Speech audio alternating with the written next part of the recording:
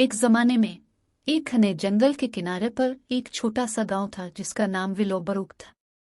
ये पुरसुकून गांव अपनी दिलकश खूबसूरती और अपनी मजबूत बरादरी के लिए जाना जाता था। ताहम विलोबरूक को एक मसला दरपेश था जिसने इसके बाशिंदों को नस्लों से दो चार किया था। एक चालाक और खौफनाक भेड़िया जो जंगल में घूमता था। भेड़िया, जिसे के नाम से जाना जाता है, किसी दूसरे के बरक्स था। इसकी खाल आधी रात के आसमान की तरह सिया थी और उसकी आंखें खौफनाक जहानत से चमक रही थीं। ने विलोबरूक को बरसों तक दहशतजदा किया, मवेशियों का शिकार किया, खाना चोरी किया और यहाँ तक के गांव के मुजाफात में जाने की हिम्मत की। गांव वाले मुसलसल खौफ में रहते थे, रात को अपने दरवाजों को मजबूती से बंद कर लेते थे और हर कीमत पर जंगल से बचते थे। देहातियों में से दो बच्चे नुमायां थे, इलीजा और समोएल। वो बेहतरीन दोस्त थे, इस लम्हे से अलग नहीं जब वो छोटे बच्चों के तौर पर मिले थे। इलीजा एक जले बालों वाली लड़की थी जिसकी रूह शेर की तरह शदीद थी, जबकि समोएल एक सोचने वाला और चालाक लड़का था जिसका दिल गांव जितना बड़ा था। एक धूप वाली दोपहर, जब इलीजा और समोएल जंगल के किनारे खेल रहे थे, उन्होंने बड़ों के एक ग्रुप को गांव के मवेशियों पर गिरमिकलाओं के ताज़ा हमले के बारे में बात करते हुए सुना। इलीजा की आंखें अज़्म हौसले से चमक उठीं और समोएल के जहन में ख्यालों की लहर दौड़ गई। हमको मजीद अपने गांव में दहशतजदा नहीं होने दे सकते, इलीजा ने कहा। उसकी आवाज़ यकीन से भरी हुई थी। समोएल ने इस बात में सर हिलाया। हमें इसे रोकने के लिए एक मंसूबा बनाने की ज़रूरत है। बच्चों ने भेड़ियों पर तहकीक करने, गांव की छोटी लाइब्रेरी से उधार ली हुई किताबें पढ़ने और गांव के बुजुर्गों से बात करने में दिन गुजारे जिन्हें गिरमुकल्ला के आबाओ अजदाद के अफसाने याद थे। उन्होंने सीखा कि भेड़िए चालाक और वसाइल से माला माल मखलूक हैं, लेकिन उन्होंने इस पैक के समाजी ढांचे में कमजोरियां भी दरियाफ्त की। शायद अगर हम गिरमुकल्ला के पैक में खलल डालें तो वो कमजोर हो जाएगा। समोएल ने एक शाम को मशवरा दिया जब वो इलीजा के आरामदेह घर में आग के पास बैठे थे। इलीजा की आंखें जोश से चमक उठी। ये बात है, हम गिरमुकुल को अकेला छोड़कर उसके पैक को लालच देने की कोशिश कर सकते हैं, लेकिन हम ये कैसे करेंगे? समोएल ने एक लम्हे के लिए सोचा। भेड़िए इलाकाई होते हैं, अगर हम जंगल को उनके लिए कम दिलकश बना सकते हैं तो वो छोड़ सकते हैं। अगले चंद हफ्तों में इलीजा और समोएल ने अनथक मेहनत की। उन्होंने जंगल के किनारे पर कांटेदार झाड़ियों की एक रुकावट बनाने के लिए लाठियां, शाखें और नविश्ता जमा किया, जिससे भेड़ियों के लिए गांव में दाखिल होना मजीद मुश्किल हो गया।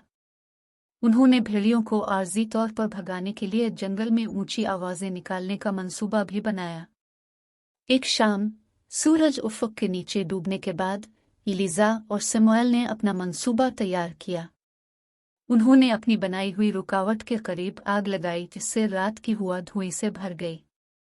जैसे ही आग के शोले भड़क उठे और धुआं उठने लगा, वो बर्तनों और पीनों पर टकराने लगे, जिससे जंगल में गूंजने वाला एक ही कोफ्रेंस रिकेट बना। का पैक हंगामे से चौंका और परेशान होकर जंगल की गहराई में पीछे हट गया और को मुजाफात में अकेला छोड़ दिया। बहादुर बच्चे इस पैक को बखेरने में कामयाब हो गए थे, जैसा कि उन्होंने उम्मीद की थी।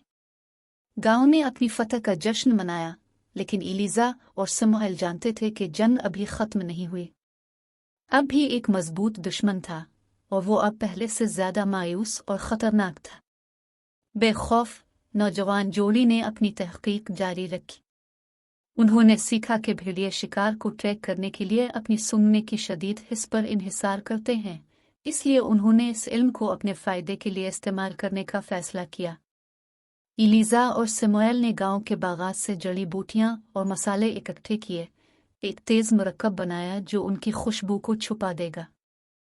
अपने नए इल्म से लैस होकर वो खुशबू से निकाब कुशाई करने वाली तरकीब को लेकर जंगल में दाखिल हुए।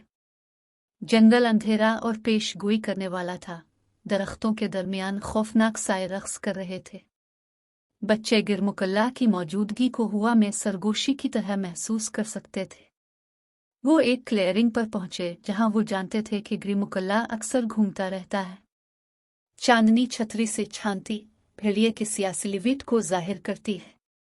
ग्रिमुकल्ला की पीली पीली आंखें बच्चों पर जिमी हुई थीं और उसके गले में एक धीमी आवाज गूंज रही थी। इलीजा और सैमुअल खामोश रहे। उन्होंने अपने अर्ध गिर्द खुशबू से मास्क लगाने वाले मुरक्कब को छिड़क दिया, जिससे हिफाजती रुकावट पैदा हो गई।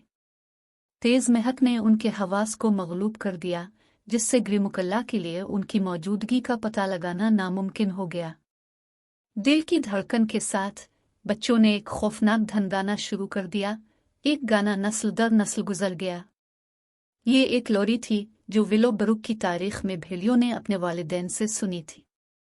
ये एक ऐसा गाना था जो अम्न और इफ़हाम व तफ़हीम की बात करता था। जैसे ही इलीजा और सैमुअल गा रहे थे, ग्रिमुकल्ला की आवाज़ें नरम हो गईं और उसकी तनाव की किरण आरामदेह हो गई। वो एहतियात से करीब आया। उसकी आंखें अब जारहियत की बजाय तजस्सुस से भरी हुई थीं। बच्चों ने ऊंची आवाज में गाना गाया। उनकी आवाजें जंगल में गूंज रही थीं। गैर मामूली हिम्मत के एक लम्हे में इलीजा ने अपना हाथ ग्रिमुकल्ला की तरफ बढ़ाया, हथेली पर रखकर एतमाद का इशारा पेश किया। समोल ने भी ऐसा ही किया। एक मुहतात कदम के साथ ग्रिमुकल्ला करीब आया। इसका बड़ा सा सर इस वक्त तक झुक रहा था जब तक कि इसकी नाक उनके फैले हुए हाथों को न छुए।